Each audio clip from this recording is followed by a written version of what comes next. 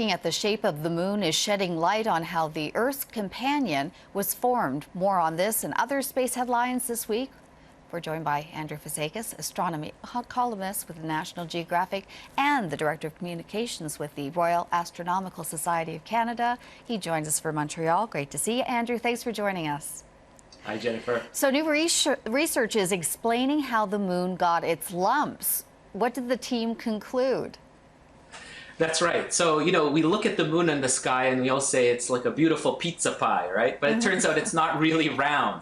And that's what's interesting is that researchers have found that there are lumps to the moon. Actually, on the near side of the moon, the part that we can see, it's kind of lumpy. And on the far side, the opposite side too, it actually ends up being more lemon-shaped than anything else. And this has been really perplexing because our current theories haven't really been able to answer why the moon is so lumpy.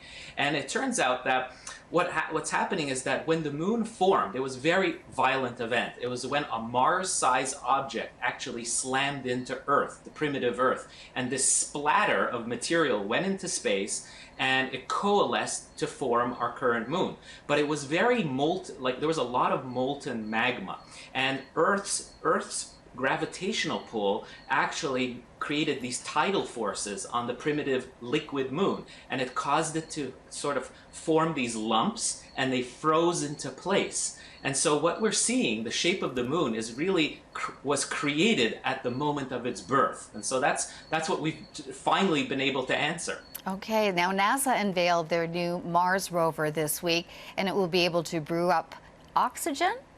So why does NASA want to produce oxygen on Mars? This is really exciting because this is the ability to make oxygen is the next step to setting up a colony on Mars. Really, that's the ultimate goal of having humans go set up shop on Mars. And that'll happen probably in the next 20-25 years. But as a precursor, we want to test out the technologies that those colonists would potentially use. And one of those technologies is to produce oxygen, which would be used not just for breathing, but also rocket fuel. So creating oxygen out of the resources that are there available naturally on Mars. So we're going to send up on the next rover, which launches in 2020, a small little factory that will be able to create small, minute amounts of oxygen just to sort of test the ability of doing this. And if we can do this, then this would mean that future astronauts on Mars would be self-sufficient. They would be able to make their own oxygen for breathing, using it also to create a greenhouse to grow their own vegetables, and create rocket fuel, which would be able to bring them back to Earth. Very cool. Now, sticking with the red planet, satellites orbiting Mars are in for close calls in a few months as a comet passed by the planet. What more can you tell us about that? This is going to be exciting because this is going to be one of the most interesting, fascinating events ever witnessed by humans in the solar system. On October 19th this year, a large comet will be brushing past the red planet. It'll be getting so close, this comet, to Mars, that it'll be about 1/4 of the distance that the moon sits from Earth. So it's very close, and in fact, the entire planet will be enveloped in the tail of the comet. So what's happening is that NASA has a lot of resources around Mars. It has the rovers on the surface and orbiters that are circling the red planet.